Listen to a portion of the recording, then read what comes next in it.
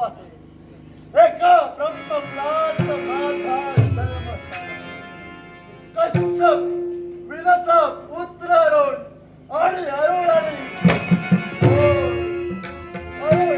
शैली यांचाच पुत्र वच्चे हा गिंधराज जटायू.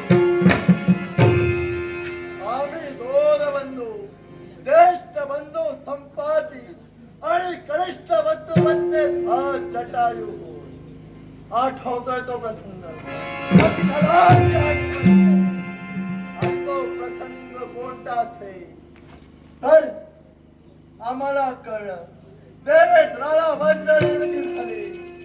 दलिनीच्या अस्तित्वापासून 33 देवतांच्या निमित्ती तो अमरेश, त्या अमरेशाच्या वज्राची निर्मिती करण्यात आली. आणि त्याच वज्राचा ते वज्र किती शौर्यवान आहे, ते वज्र किती पराक्रमी आहे,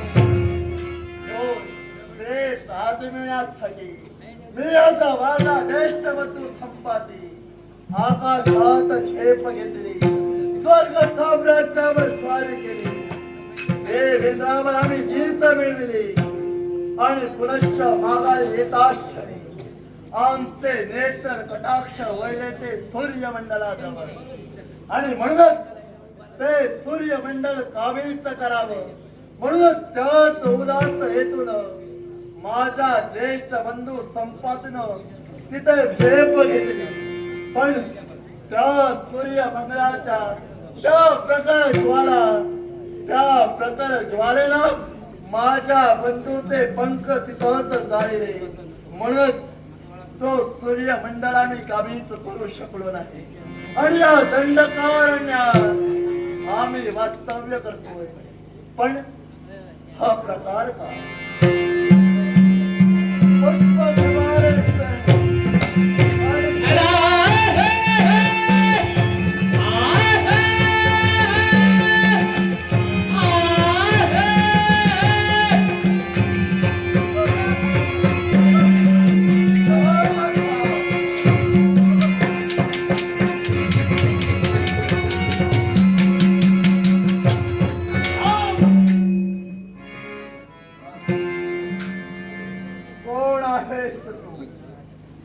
माझं नाव घ्यायला लाज वाटते की ओळखत नाही?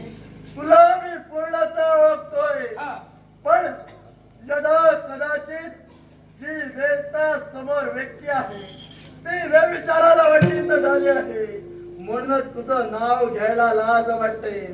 हे लंकारीश रावणा, अरे कोण आहे ही स्त्री आणि या स्त्रीचं चौर्यकर्म का म्हणून करतोयस? ही स्त्री कोण आहे हे तुला देखील ज्ञात आहे. पण तुला ज्ञात असून देखील हा प्रश्न मला का? यालाही तसंच करणे. काय कारण? प्रश्न विचारावा आणि त्याच प्रश्नाची उत्तर तुझ्याकडून मला हवी. जनक नंदिनी, जिचं चौर्य कर्म मी करतोय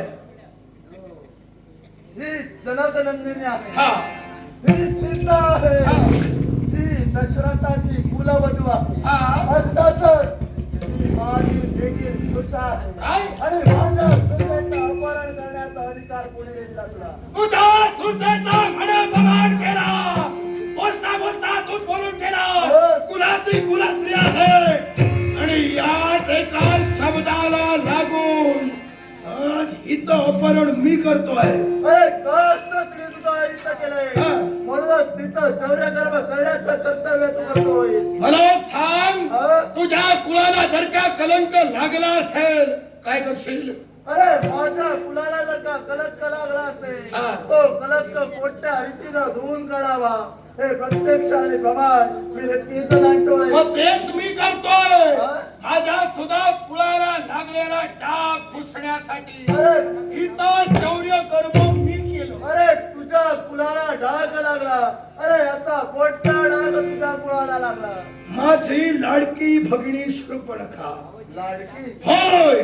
आणि त्यात शूर्पणखेचे कान आणि नाक त्या सौमित्र कर्वी कापले गेले. माझ्या कुलाच्या कुलस्त्रीचा देहाचा अवमान झाला. माझ्या कुलाला गालबोट लागलं म्हणजे मला या लंकाधीशाला जिवंतपणीचं मरण आलंय आणि ते जिवंतपणीचं मरण मला त्यांना द्यायचं आहे. हे लंकाधीश रावणा, अरे तू एक ब्राह्मण आहे आणि ब्राह्मणानं चांगले संस्कार करावे आणि जो जो चुकतोय त्यांना क्षमा करावा. हे ब्राह्मणाचा धर्म आहे. मग तो धर्म तू पायदळी का म्हणून सोडली? बाबा रे, तू मला ब्राह्मणाचा तत्व शिकवू नको, कारण जिथं माझ्या तत्वाला, जिथं माझ्या कुळाला गालबोट लागलंय तिथं आता ब्राह्मण सुद्धा गप्प बसणारा नाही. अरे तुझ्या कुणाला गालबोट लागला याला कारणीभूत कोण असेल? तू तुझी भगिनी हो. काय? अरे होय, त्यालाही तसंच मला कर. मला सांग हिचा पुलका तुला का? कारण आहे तिला. काय कारण? अरे ज्यावरती दशरथाने माझी घनिष्ठ अशी मैत्री. घनिष्ठ मैत्री? होय. हा. आणि तीच मैत्री तिच्या सोबत असल्या कारणानं ती नात्यानं माझी श्रुषा लागते आणि म्हणूनच तिचा पुळका मला आहेच. म्हणजे पाहुणे पण जोपासायला इथं आलास? असं सुद्धा म्हणू शकतो. पाहुणे पण जोपासता यलोकीची यात्रा संपून केव्हा परलोकी जाशील हे सांगता सुद्धा येत अरे, नाही. जो जीव जन्माला आलाय त्याचा मृत्यू हा अटळ आहे.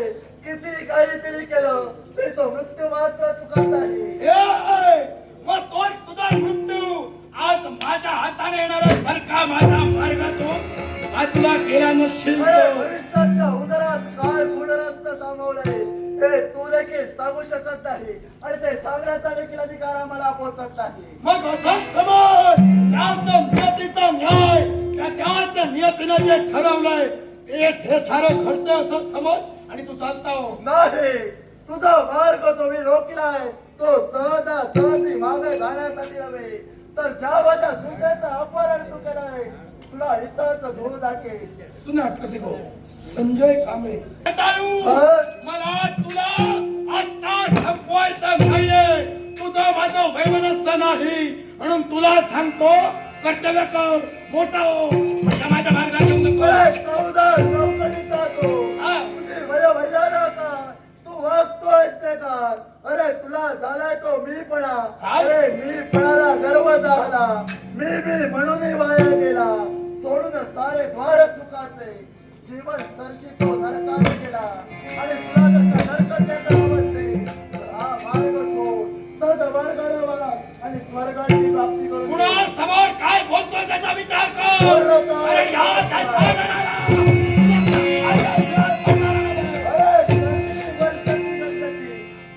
वर्षातून दिसोला वेगा नीचो मदती गुरुपते ना मदती सुधोना कर्तव्य. अरे शरदूतून वेगळे भक्त गदा करत असतात तद्वत ते बरसत नाही. तद्वत तुझ्या सारखे हे भक्त मलगडा करू शकता. आमच्या सारखं कर्तव्य सारी बौद्ध वाक्य मला सुद्धा ज्ञात आहे, पण लक्षात ठेव माझ्यासारखा योद्धा काय करू शकतो हे तुला आता पटवून दिल्याशिवाय मागे जाणार नाही. ज्ञान असून त्याचा उपयोग होत नाही. ते ज्ञान असताना किती आपण आचरणात आणतो याचा विचार करावा. पाहायचं जर का तुला असेल तर आता तू या दशाननाच्या मार्गात आलास. हा? मग हिला वाचवता मरणारा जेवढं ध्यानात ठेव. अरे सगळ्या मरणाचा विचार या जटायूनं केव्हा केला नाही आणि या पुढे देखील तो करणार नाही. मग माझे सुद्धा बोल म्हणजे सदैव आता ठोल नव्हे. ते बोलतो ते सत्यात आणतो. आजवर त्याचे बोललो सत्यात आणलं या पुढे आणणार. आणि माझ्या मुखाचे निघणारे बोल म्हणजे काही काळाच्या काळ्या कातरावरची रेग आहे आणि ती रेग जर का फोडण्याचा प्रयत्न करत असते सगळं संख्यापासून मग तुझं हेच